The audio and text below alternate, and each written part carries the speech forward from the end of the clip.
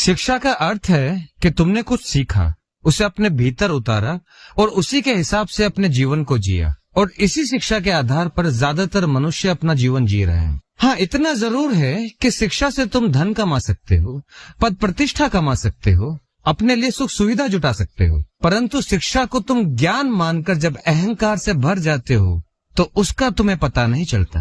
शिक्षा किसी दूसरे से ली जा सकती है, परंतु ज्ञान तुम्हें अपने भीतर से ही प्राप्त होगा।